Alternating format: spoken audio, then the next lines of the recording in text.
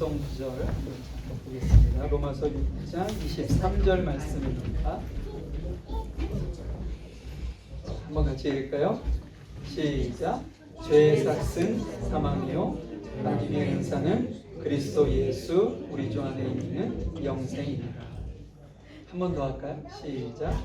죄의 삭은 사망이요 하나님의 은사는 그리스도 예수 우리 주 안에 있는 영생이니라. 아멘. 자, 오늘 말씀 보겠습니다. 누가복음 7장 36절부터요 50절까지 읽으면 너무 기니까요 43절까지만 읽겠습니다.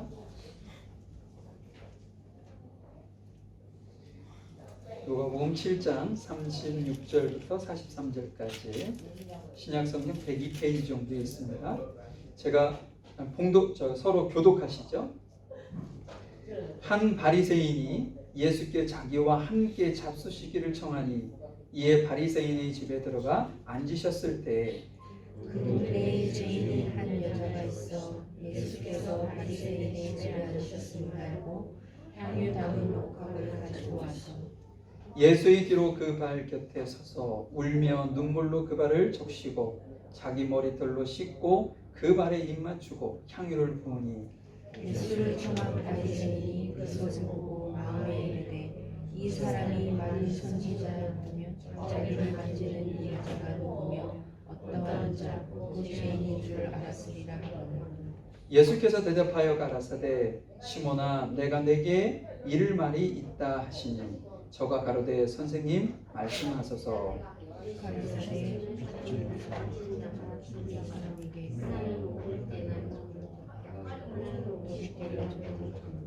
갚을 것이 없으므로 둘 다 탕감하여 주었으니 둘 중에 누가 저를 더 사랑하겠느냐.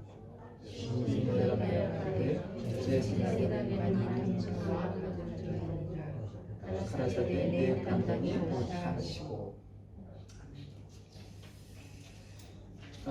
저희가 지난주에 7장 1절부터 10절까지 말씀을 가지고 공감 능력을 믿음으로 키워라 이런 말씀을 좀 같이 나눴는데요. 내가 공감 능력이 커지면 내 주변을 감동시킬 수 있다 이렇게 말씀을 드렸어요. 그 백부장은 자기 하인을 천하기 천한 하인이지만 그 하인을 감동시킨 주인이었고요.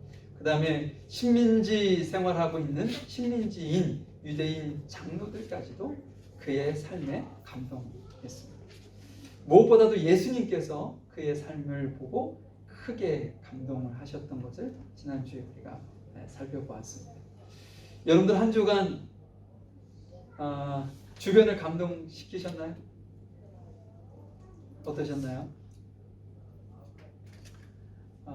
부모는 자녀를, 자녀는 부모를, 남편은 아내를, 아내는 남편을 감동시킬 수 있는 공감을 이렇게 능력을 키워가면 가정도 회복되고 또 교회도 회복되어지고 우리 주변이 아름다운 모습으로 이렇게 회복되어지지 않을까 싶습니다. 쉽지는 않지만 한 번에 다 이루려고 생각하지 마시고 계단 올라가듯이 한 계단 우리의 삶의 공감 능력을 믿음으로 이렇게 확장해져가는 여러분들이 되시기를 주의 이름으로 축원합니다. 자, 오늘 말씀은요 바리새인과 대표적으로 바리새인과 또 예수님과 죄 많은 여인이라고 되어 있으면 세 명이 등장을 합니다. 그래서 그 분의 모습을 통해서 이 세 사람의 모습을 통해서 냉대와 환대의 원인은 무엇이고 어떻게 해야 우리가 환대의 삶을 살 수 있는지 잠시 한번 살펴보도록 하겠습니다. 자, 36절 한번 말씀 보겠습니다. 한 바리새인이 예수께 자기와 함께 잡수시기를 청하니 이에 바리새인이 집에 들어가 앉으셨을 때, 이 바리새인은 그 이스라엘의 3대 종파라고 해야 되나요? 바리새인, 서기관, 그 다음에 열심당 뭐 이런 식으로 대표하는 그런 어떤 종파 중 호칭을 바리새인이라고 하는데 그 누군지는 모르겠습니다. 그런데 여기서 얘기하려고 하는 건 뭐냐면 왜 바리새인이 예수님을 자기 집에 초대했느냐, 이 얘기를 좀 먼저 아셔야 되지 않을까 싶은데요. 우리 7장 11절 한번 12절을 한번 아니 11절이네. 11절 한번 보죠. 예수님께서 백부장하고의 어떤 사건이 있은 이후에 어디로 가시냐면 11절에 보니까 나인성으로 가셨다고 이렇게 말씀하고 있습니다. 나인성에 가셔서 누구를 만나냐면 12절에 보니까 독자를 가진 과부를 만나는데 그 독자가 죽고 맙니다. 그래서 아주 슬프게 우는 그 모습을 보고 13절에 보니까 주께서 과부를 보시고 불쌍히 여기사 울지 말라 하신다. 이러면서 그 독자를 불쌍한 마음으로 살려내는 그런 기적을 예수님께서 보이시게 됩니다. 근데 17절에 보니까 예수께 대한 이 소문이 온 유대와 사방에 두루 퍼지게 되었다. 예수님의 이 사건은요, 그 사건이 벌어진 그곳뿐 아니라 전 유대 사방의 시골까지 그 사람의 말을 타서 소문이 퍼졌던 것 같아요. 그러면 유대인들, 백성들만 들었겠냐? 아니죠. 예수님과 대척점에 있었던, 예수님을 어떻게든 힐난하고 또 핍박하고 올무에 넣어서 넘어지게 하려고 하는 그런 종교 지도자들의 기회도 들어갔을 거라는 거죠. 불편한 심기를 가졌던 그들이 예수님을 어떻게 해야 할까라고 이제 대책도 마련했겠지만 한편으로는 이렇게 생각할 수도 있죠. 뭐냐면 정말 한번 가서 어떻게 얘기하나 만나볼까? 어떻게 보면 만나서 시험해 보려고 했던 어떤 의도가 있지 않았나 싶습니다. 그래서 어느 날 한 바리새인이 예수님을 자신의 집에 초대하게 됐다는 것이죠. 자, 오늘 본문으로 다시 한번 돌아오면요, 예수님께서 바리새인의 초대에 기꺼이 응합니다. 그런데 뜻하지 않은 일이 벌어졌어요. 이건 바리새인도 뜻하지 않았었고 예수님도 알지 못했던 일이 벌어지는데 37절입니다. 그 동네에 죄인인 한 여자가 있어 예수께서 바리새인의 집에 앉으셨음을 알고 향유 담은 옥합을 가지고 와서 예수의 뒤로 그 발 곁에 서서 울며 눈물로 그 발을 적시고 자기의 머리털로 씻고 그 발에 입 맞추고 향유를 부으니 죄 많은 여인이 갑자기 등장을 했어요. 어떻게 보면 바리새인에게는 생각지 않았던 아주 자기의 어떤 그 계획에 전혀 넣을 수 없는 그 여인이 지금 등장을 하는데요. 그 죄 많은 여인의 죄는 뭐냐? 어떤 죄를 졌길래 그렇게 죄가 많느냐? 성경적으로 보면 거의 대부분 창기, 그러니까 몸을 파는 여자를 거의 대부분 이렇게 죄 많은 여인이라고 표현을 합니다. 어찌됐든 그 여인이 왜 뜻밖의 사건이 되느냐라는 거죠. 예수님은 바리새인의 초대를 받았죠. 근데 그 여인은 받았나요? 안 받았나요? 받지 않았어요. 받지 않았는데 예수님이 그곳에 계시다는, 그래서 그 전에 소문을 통해서 복음을 들었고 또 예수님께서 하셨던 그 일들을 들었기 때문에 그 여인은 예수님이 계시는 그곳에 와서 예수님을 만나야 되겠다라고 생각을 했겠고, 그 다음에 그 만남은 그냥 즉흥적으로 예수님이 바리새인 집에서 앉아서 지금 얘기하고 잡수시고 계신데 라는 이야기를 듣고 즉흥적으로 온 것이 아님을 알 수가 있어요. 왜냐하면 그가 준비해 온 것을 보면 알 수 있습니다. 마치 준비된 그 시나리오 되려고 그 무엇인가 쫙 이렇게 일사천리로 이루어지는 느낌이거든요. 이 예수님과의 어떤 만남에서 이 죄 많은 여인의 등장은 바리새인의 마음을 심기를 불편하게 했을 거예요. 도저히 용납할 수 없는, 왜냐하면 평상시에 그들과 함께하지 않는 부류가 자신의 집에 초대하지도 않았는데 등장했기 때문이 그런 것이죠. 그래서 예수님과의 대화 속에서 예수님의 공경에 빠뜨리기 위한 무엇인가 좀 빌미를 잡고 싶어서 만남을 요청했고 그 다음에 대화를 하는 중인데 그 바리새인의 생각은 예수님하고의 어떤 대화에 집중하지 못하고 누구를 계속 시선을 집중했겠어요? 그 죄 많은 여인에게 시선이 꽂히고 생각이 그쪽에 계속 머무르게 되었다는 것이죠. 근데 그 여인은 그 바리새인의 어떤 그 시선이 전혀 아랑곳하지 아니하고 자기가 준비된 어떤 계획대로 착착착착 진행을 해 갑니다. 어떻게 진행을 하냐면 예수님이 계신 그 발자취 그 옆에로 그냥 자연스럽게 그 여인이 갑니다. 근데 예수님의 발 앞에 서자마자 그 여인은 무슨 이유인지는 모르겠지만 한없이 눈물을 흘리기 시작하는 거죠. 그리고 그 흘린 눈물로 예수님의 발을 적시고 자신의 머리털로 그 눈물을 닦고 그 다음에 그곳에 입 맞추고 향유를 붓는 행위를 한다는 것이죠. 그 여인이 왜 예수님의 발자취에 왔을 때 눈물을 흘렸을까? 잠시 후면 그 이유를 우리가 조금 짐작할 수 있는 내용이 있는데요. 우리는 예수님의 발자취라고 생각되어지는 그런 어떤 곳에 머물 때 이 여인처럼 한없이 마치 예수님께서 땀방울이 핏방울이 되도록 기도하셨던 그 장면이 좀 연상이 되지 않으세요?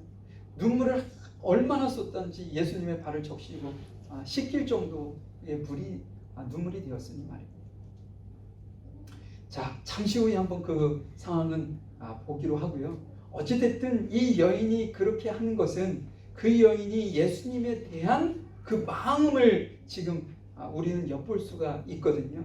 예수님의 어떤 사랑의 표현이고 그 다음에 그를 존경하는 표현이고 자신이 가졌던 모든 것을 들여 헌신했던 헌신의 모습을 우리는 알 수 있다는 것이죠. 사랑이 없으면 불가능한 그런 발에 입 맞추는 그 모습. 여기서 입 맞춘다는 말은요, 우리 뭐 다 자녀들 키워보셨으니까 아시겠는데 그 아이들이 하이미 정도나 그 전 이래서 정말 눈에 넣어도 안 아플 것처럼 느껴지는 그런 때가 있지 않아요? 그럼 그때 우리가 아이에게 막 뽀뽀를 할 때 물고 빨고 한다는 표현이 이걸 다 표현할 수 있을는지 모르겠지만 이 부모의 마음이죠. 그 아이를 그냥 마음이 철렁 내려앉듯이 그 사랑하는 그 어떤 감정의 표현 아니겠어요? 지금 원어의 이 입맞추다는 것은요, 열렬히 어떤 그 입맞추는 것, 물고 빠는 거예요. 진짜 물고 빠는 어떤 행위를 말하는 저 단어거든요. 그러니까 그 여인이 예수님 앞에 그렇게 했다는 거예요. 자, 그 사실을 한번 염두에 두시고 그 어떤 다음 내용을 보시면 우리에게 어떤 교훈을 하고 계시는지 이해가 되실 것이라고 생각합니다. 자, 바리새인이 이때 기발한 생각이 들었어요. 어떤 생각을 했는지 한번 보죠. 39절입니다.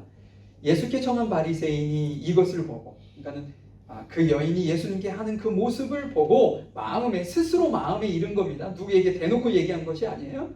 이 사람은 여기서 예수님을 의미하죠. 예수님이 만일 백성들이 칭송하는 것처럼 선지자였다라면 자기를 만지는 이 여자가 누구이며 어떠한 자 곧 죄인인 줄을 알았으리라. 이렇게 스스로 생각을 합니다. 바리새인이 생각했었던 이 생각이 왜 예수님 앞에 올무가 될 수 있느냐? 그 당시에 그 랍비들은요, 1차적으로 이런 어떤 죄 많은 여인들과 대화를 거의 금기했어요. 그런데 그 말을 섞지도 않았을 뿐더러 지금 와서 그 옆에 찰싹 붙어가지고 눈물로 하고 지금 하는 이 행위는 도저히 용납할 수 있는 행위가 아니기 때문에 거절하고 거부하고 내쫓았을 거라는 거죠. 자신들의 선생이었다면. 그러면 예수님께서 만약에 선지자였다면 여기서 얘기하는 것처럼 그 여인의 신분이 어떤 신분인지를 예수님은 알으셔야 되는 것이고, 또한 그런 어떤 행위를 하는 것에 대해서 거부하면서 쫓았어야 될 것이다 라는 것을 감안하고 바리새인이 예수님을 보기 시작했다는 것이죠. 만약에 예수님께서 그 여인을 내쫓지 않고 그 여인이 죄인이라는 사실을 몰랐다 그러면 바리새인들에게는 아주 땡큐죠. 왜냐? 우리가 경계하지도 않아도 될 만큼 그냥 일시적으로 백성들에게 인기를 끌다가 없어질 그러한 존재구나라고 판단할 것이기 때문이라는 거죠. 아주 하찮게 바보스럽게 그렇게 여길 수 있다는 것이죠. 근데 여러분 지금 예수님께서 이야기를 들으신 걸까요? 못 들으신 걸까요? 마음으로 생각하고 있었으니까 듣지는 못하셨겠죠? 그런데 마치 예수님께서 그 이야기를, 그 생각을 알아차린 것처럼 그 다음 본문인 구절이 나오는데요. 42절부터 한번 보도록 하겠습니다. 예수님께서 그에게 말합니다. 가라사대 빚 주는 사람에게 빚진 자가 둘이 있어. 하나는 500데나리온을 줬고 하나는 50데나리온을 줬는데 갚을 것이 없으므로 둘 다 탕감하여 주었으니 둘 중에 누가 저를 더 사랑하겠느냐. 예수님께서 그의 어떤 생각을 염두에 두고 하시는 것처럼 이렇게 두 사람의 빚진 자가 있는데 여기서 한 데나리온은 하루 일당 정도를 생각하시면 됩니다. 그럼 하루 일당이면 500일치에 지금 돈을 빚진 사람이 있고 50일치에 빚을 진 사람이 있는데 두 사람에게 탕감해 줬어요. 그러면 누가 더 그 탕감해 준 주인을 더 사랑하겠느냐, 이런 질문을 하고 있는 것이죠. 그때 시몬이 이렇게 대답합니다. 제 생각에 많이 탕감받은 자이니이다. 가라사대 내 판단이 옳다. 여러분 저희도 이 바리새인이 생각하는 그 정도로 생각되겠죠? 이게 거의 상식 정도 되지 않을까 싶습니다. 이 성경에서도 많이 탕감받은 사람이 많이 더 사랑할 것이다. 예수님도 그렇다 이렇게 말씀을 하시는데 예수님께서 이 비유를 하신 이유를 이제 설명을 하고 계시는 거예요. 그러니까는 지금 그 죄인인 그 여인이 예수님 앞에 하는 그 행위를 바리새인들은 못마땅하게 여겼고 이게 뭐야? 만약에 선지자면 이 모든 걸 다 알았을 것이라고 이렇게 힐난하기 위해서 이 이야기를 했는데 예수님께서 이런 어떤 예를 들으신 이유가 있었다는 것이죠. 한번 보도록 하죠. 44절입니다. 이것은 우리가 읽지는 않았는데요. 자, 오늘 아주 중요한 메시지를 우리에게 전달해 줍니다. 뭘 전달해 주냐면 여기서 여러분들 두 가지 포인트를 생각해 주시면 좋겠어요. 오늘 제가 설교 제목을 냉대와 환대라는 표현을 썼어요. 누가 냉대를 하고 있는 건지 누가 환대를 하고 있는 건지를 한번 여러분들이 보시면서 이 본문을 보시면 훨씬 더 이해가 쉬울 줄 압니다. 자, 44절 여자를 돌아보시며 시몬에게 이르시되 이 여자를 보느냐? 내가 내 집에 들어오매 나는 내게 발을 씻을 물도 주지 아니하였으되 이 여자는 눈물로 내 발을 적시고 그 머리털로 씻었으며. 이 첫 번째 바리새인이 예수님을 아주 냉대했다는 증거를 예수님께서 말씀을 하시는데 뭐라고 하냐? 발 씻은 물도 주지 않았다 이렇게 얘기를 하고 있어요. 당시에 손님이 오면 주인이 가장 기본적으로 준비해야 될 것이 뭐냐면 물이었습니다. 왜냐? 그 물은 손 씻을 물과 발 씻을 물이 준비되어지는 것이 아주 기본적인 예의예요. 예의. 이건 귀한 사람이 오고 천한 사람이 오고 귀한 사람에게는 하고 천한 사람에게는 안 하고 이런 차원이 아니라 그 집을 방문하는 모든 이에게 해야 하는 아주 기본적인 것이 물주의였다는 것이죠.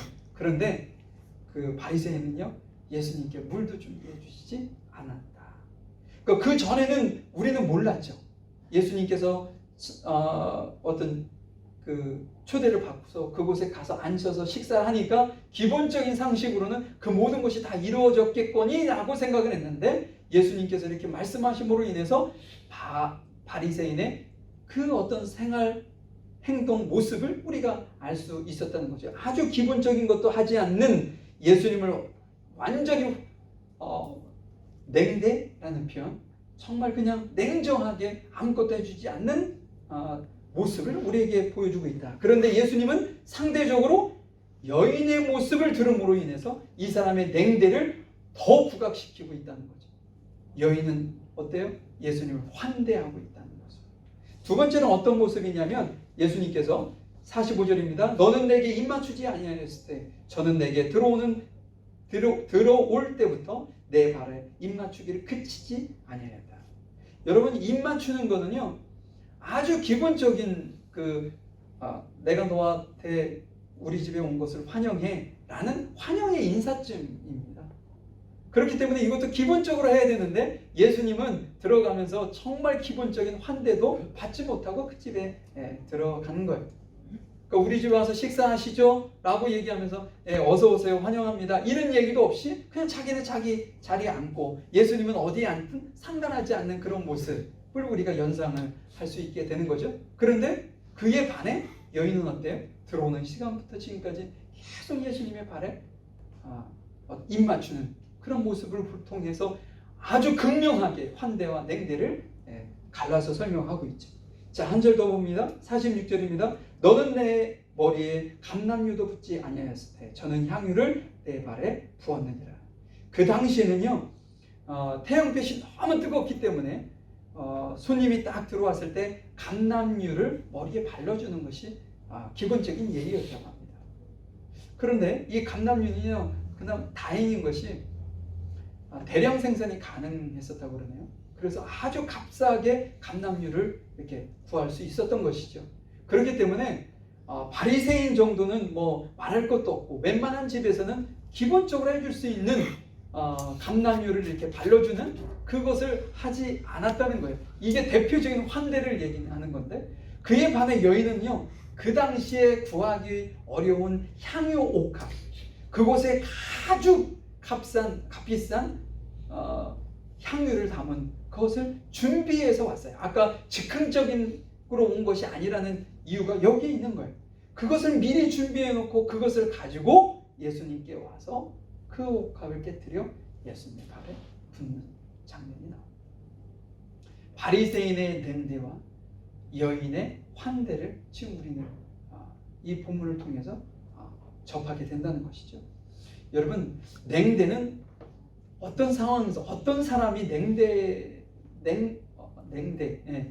어떤 모습을 보일 수 있을까요?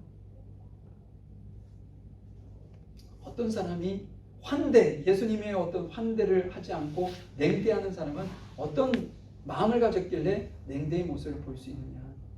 이건요, 차별과 편견을 가지고 있기 때문에. 만약에 바리새인이 그곳에 동료인 바리새인이 왔어도 물을 준비하지 않았을까요? 그에게 입맞춤을 하지 않았을까요? 그에게 감람유를 발라주지 않았을까요? 아닙니다. 그 바리새인이 누구를 지금 편견과 차별로 보고 있는 거냐면 예수님을 편견과 차별로 대하고 있는 거예요. 그 요한복음 쪽으로 가보면 예수님을 어떻게 표현하는 것이 있냐면 저가 글을 배우지 않았는데 라는 표현을 써요. 아주 작은 시골 출신 나사렛 예수라는 표현을 쓰잖아요. 그것은 한편으로는 편견을 가진 거죠. 큰 도시에서 많은 것을 배운 사람이 훌륭한 사람이고, 시골에서 태어나고 배운 것이 적은 사람은 훌륭하지 못한 것이라는 편견을 가지고 있었던 것이죠. 그래서 예수님을 바리새인은 아주 편견과 차별로 지금 대하고 있는 것입니다. 바리새인이 편견과 차별로 대한 것은 또 누가 있을까요? 그 여인이에요. 그 여인이 죄 많은 여인이기 때문에 그렇게 대한 거예요. 그렇기 때문에 자기 집에 온 손님을 이렇게 환영하고 그러지 못하고 그를 완전히 냉대한 모습으로 대했던 것이죠. 그에 반해 그 여인은요, 차별과 어떤 편견으로 대하지 않았어요. 본인 입장에서 그렇게 대할 만한 자격도 되지 않는다 이렇게 판단할 수도 있지만 그러지 않습니다. 자기가 죄인인 나를 유대인들은 어떻게 대해요? 차별과 편견으로 대했어요. 그런데 예수님도 뭐예요? 유대인이잖아요. 예수님도 동일한 유대인인데도 불구하고 그에게 편견 없이 다가갑니다. 사랑하는 여러분, 그러면 예수님은 어떻게 대하실까요? 지금 바리새인의 모습 봤어요? 죄 많은 여인의 모습 봤습니다. 예수님은 어떨까요? 예수님과 바리새인은요, 어떻게 보면 이 성경에서 묘사하기를 싸움하는 상대로 계속 묘사하고 있어요. 예수님을 초대하는 바리새인의 초대에 기꺼이 노할 수 있어요. 왜냐? 그곳에 가면 분명히 얘는 나를 헐뜯을 걸 찾아내려고 할 거야 라고 생각할 수 있잖아요. 근데 예수님은 그런 어떤 편견과 차별 전혀 없이 한 영혼으로 생각하고 그 집에 갑니다. 그래서 그 영혼을 살리기 위한 걸음을 하는 거죠. 그러면 죄 많은 여인은 예수님은 어떻게 대했나요? 만약에 그 바리새인이 얘기한 것처럼 너가 선지자라면 그 여인이 죄인인 것과 그를 물리쳤을 것이다 라고 판단했는데도 불구하고 예수님은 그 여인을 어떻게 해요? 그 여인이 자신의 곁에 와서 눈물을 흘리는, 그리고 자신의 발에 눈물로 흘리며 머리카락으로 그것을 닦는 전혀 제지하지 아니하고 그가 본인에게 어떤 하고 싶은 걸 어떤 감정의 표현 그대로 하도록 내버려 둡니다. 이것이 편견과 차별이 없는 모습이죠. 예수님께서는 우리에게도 동일합니다.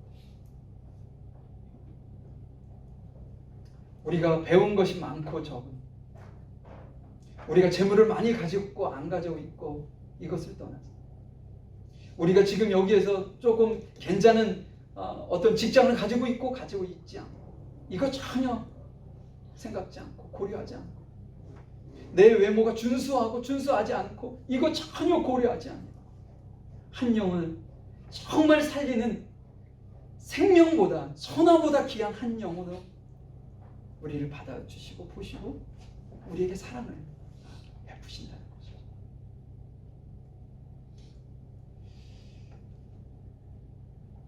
제가 한번 여러분들에게 질문 하나 드리죠. 오늘 본문을 이해하는 아주 중요한 얘기인데 여러분 이 여자가 바리새인보다 죄를 많이 졌기 때문에 이 여인이 하나님을, 예수님을 더 많이 사랑한 건가요?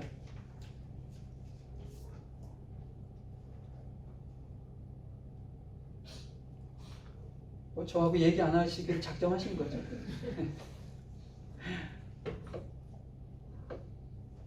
저는 아니라고 봐요. 아니 근데 성경에는 그렇게 설명하고 있습니다. 제가 이 성경을 부인하는 것이 아니고요. 성경에 뭐라고 했냐면 탕감 많이 받은 사람이 더 많이 사랑하게 돼 있어. 이 여인이 나를 사랑하는 것은 본인의 죄를 많이 탕감 받았기 때문에 나를 이렇게 더 사랑하는 거야 라고 설명하고 있어요. 이 말씀이 맞습니다. 제가 얘기하려고 하는 것은 뭐냐면 바리새인과 여인의 죄의 크기가, 죄의 양이 예수님이 보셨을 때 다르냐 이 얘기를 제가 묻고 싶어서 이야기를 하려고 이런 질문을 던져요. 우리 서쪽에는 산이, 높은 산들이 많이 있죠. 그 높은 산이 있는 반면 낮은 계곡도 있습니다. 그래서 우리의 시선에는요 늘 어떤 것을 판단하냐면 높고 낮음이 기본적으로 우리의 시선에 들어와요. 이것이 우리를 편견과 차별을 갖게 하는 기본적인 거거든요. 근데 여러분 비행기를 타고 창공으로 쫙 올라가 보셔서 여러분들 비행기에서 창문을 통해서 내려다 보신 기억이 많이 있으실 거예요.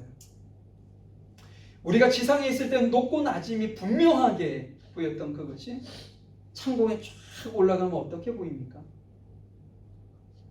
모든 것이 판판해 보여요. 높은 거 전혀 높다 생각되어지지 않고요. 낮은 거 전혀 낮다 생각되어지지 않습니다. 마치 높은 곳을 파다가 낮은 곳을 메꿔서 이렇게 판판한 평지를 만들어 놓은 것 같아요. 이 높은 곳에서 바라보는. 여러분 예수님께서 바리새인과 죄 많은 여인이라고 지칭하는 죄 많다라는 표현은 사람의 표현일 뿐이에요. 예수님께서 바라봤을 때는 바리새인과 그 여인은 동일합니다. 도찐 개찐이에요. 그런데 우리는 어떻게 해요? 네가 나보다 조금 못해. 내가 너보다 조금 더 낫다. 이것이 편견과 차별이죠. 그렇기 때문에 우리 마음속에 어떤 마음이 들어오냐면 교만한 마음이 들어오는 거예요. 그래서 누구를 상대를 대할 때 하찮게 대하는 겁니다. 야, 나는 인류대 나왔어. 너는 뭐 고졸이라면서 이렇게 생각할 수도 있어. 나는 돈 이 정도 있어. 너는 뭐 가진 거 한 푼도 없고. 이것이 다 차별이고 편견의 시작이죠. 그것이 우리 안에 있는 교만에 뿌리를 두고 있다는 사실입니다. 사랑하는 성도 여러분, 저는 요즘에 교회를 생각할 때마다 마음이 참 아파요. 한국에서 많은 분들이 이렇게 글도 보내주시고 기도해달라고 하고 청와대 성원 올린 거에 대해서 동의한다고 좀 눌러달라고 주변 지인들에게 너무 많이 와요. 근데 어느 때는 기꺼이 제가 동의하고 싶은 것들을 보내주시대요.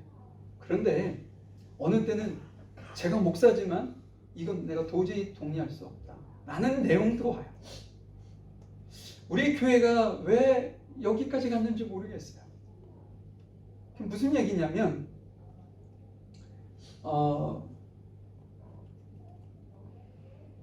남편을 가장 잘 평가할 수 있는 건 아내입니다. 그죠? 제가 만약에 여러분들에게 저는 100점짜리 남편입니다 라고 얘기하시면 여러분들은 확인하셔야 돼요. 누구에게? 저희 사모한테 목사님이 정말 그렇게 100점짜리 남편이에요? 라고 확인하시면 아니요, 한 30점이요. 이렇게 얘기가 나오면 제 점수는 30점이에요. 근데 어느 순간부터 우리 기독교가요, 세상에게 어떻게 외치냐면 우리는 정의롭다라는 것을 외쳐요. 우리를 정의롭다라고 판단해달라고 마치 외치는 것 같아요. 나는 의롭다. 너네들과 달리 세상 사람 너네들과 달리 우리는 의로운 하나님의 백성이라고 마치 세상 사람들에게 우리를 인정해달라고 강요하는 것처럼 자꾸만 느껴져요. 우리 교회가 세상에 존재하기 위해서는요, 세상 사람들로부터 평가를 그렇게 받아야 돼요. 교회는 정의로운 곳이구나. 교회는 정말 모든 이들에게 편견 없이 대하는 그런 정말 사랑이 넘치는 곳이구나 라는 것이 우리가 사랑이 많습니다라고 막 선전해가지고 되는 문제가 아니라 우리를 바라보는 세상 사람들이 교회를 그렇게 인정하고 그래, 교회는 그런 곳이야 라고 인정을 받아야 되는데 어거지라는 거죠. 어거지 춘향해서 우리를 좀 정의롭게 봐줘. 우리를 이런 상황 때문에 어찌 보면 우리 교회가 세상으로부터 더욱더 멀어지고 또한 많은 사람들에게 손가락질을 당하는 일이 벌어지고 있지 않은가 싶습니다. 지금 한국이 3분의 1 제적 의자 정원의 3분의 1인가가 대면 예배가 허용이 됐었습니다. 그러니까 차별이다라고 해서 많이 운동도 하고 그래서 그걸 좀 완화해 준 거죠. 그런데 IM 선교 단체에서 운영하는 특수학교에서 어마어마한 확진자가 발생이 됐고 그들이 교회로 흩어져가지고 교회에서도 막 지금 확진자가 막 늘어나고 세상 사람들이 계란을 가지고 와서 건물에 툭척하고 막 던지는 일이 벌어지고 있습니다. 한국 사회에서 교회가 설 수 있는 자리가 거의 이제 사라지고 있는 것 같아요. 정말 안타깝습니다.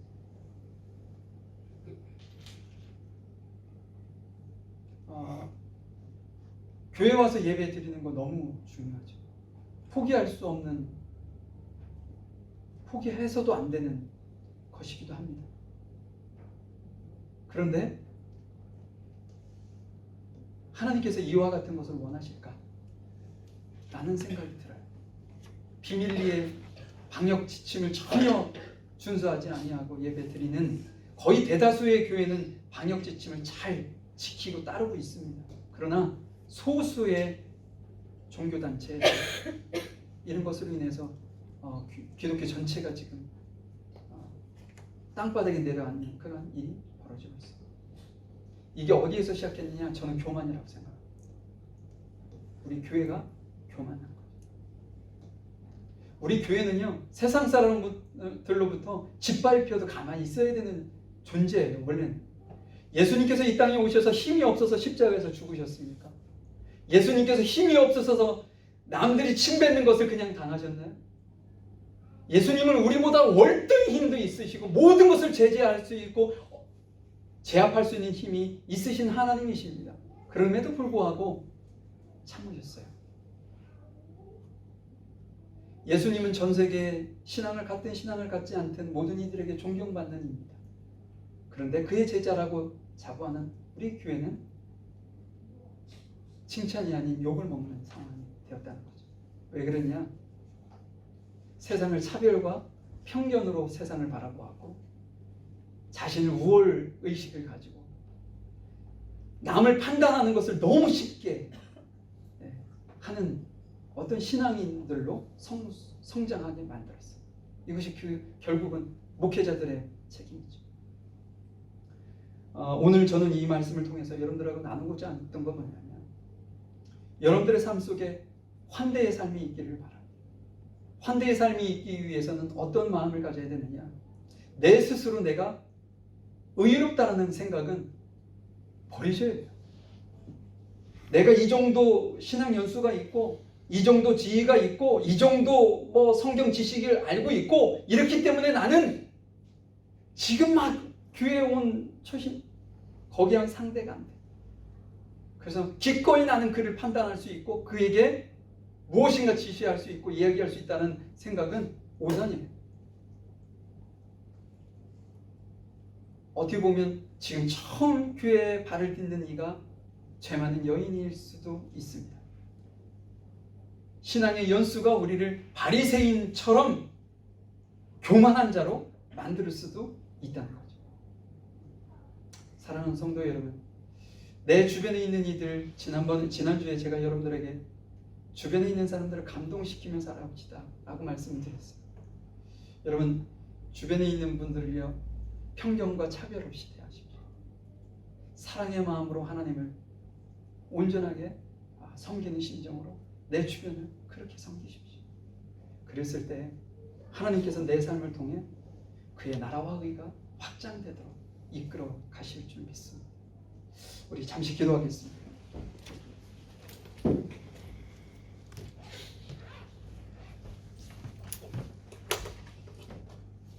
사랑과 은혜가 풍성하신 하나님, 저희들이 연약하고 부족함을 주님 용서해 주시고 주님으로부터 의롭다라고 칭찬을 받고 내 믿음이 이스라엘 중에 너만한 믿음을 내가 보지 못했다 라는 평을 받아야 되는 것이 지극히 당연한 것인데 나는 목사이고 장로이고 집사이고 권사이기에 난 믿음이 이 정도 있어 라고 그 누군가에게 나의 믿음이 있음을 강요하듯이 자랑하듯이 저희가 서고 나 자신을 세우려고 하고 있는 것은 아닌지 주님이 이 시간 주님 앞에 저희 자신을 돌아보며 회개합니다. 주님 용서해 주시고 주님께서 세상에 한 영혼 한 영혼을 살리시기 위해서 자신의 모든 것을 버리고 십자가에서 마지막 피 한 방울까지 흘리셨던 그 예수님의 모습을 이 시간 저희들이 주님 오신 날까지 잊지 아니하게 하시고 지금 현재의 삶에서 정말 겸손하게 내 주변을 섬기고 내 주변에 주의 사랑을 전할 수 있는, 그래서 편견과 차별의 삶이 아닌 정말로 진정으로 그를 사랑하고 이해하고 공감할 수 있는 공감 능력이 키워져 있는 저희들이 삶이 되어질 수 있도록 하나님 도와주시옵소서. 우리 교회가 정말로 주님 앞에 아름다운 교회로 세워지고 주께서 원하시는 진짜 세상 가운데 주의 복음을 전하는 귀한 교회로 우뚝 세워지기를 간절히 소망하고 간절히 기도합니다. 우리 귀한 성도들 한 가정 한 가정마다 주님께서 도우시고 인도하셔서 지금 현재의 어려움 속에서도 늘 주님을 잊지 아니하고 기억하며 주님 앞에 우리의 모든 것을 내어놓으며 그분만을 의지하고 따라가는 우리 귀한 성도들 가정이 될 수 있도록 도와주시고, 하나님께서 영적으로 육적으로 부족한 것이 없도록 넘치도록 채워주셔서 하나님의 나라와 의를 위해 살아갈 수 있도록 인도하여 주시옵소서. 함께 하시고 인도하시는 주께 감사하며 사랑 많으신 예수님의 이름으로 기도하였습니다. 아멘.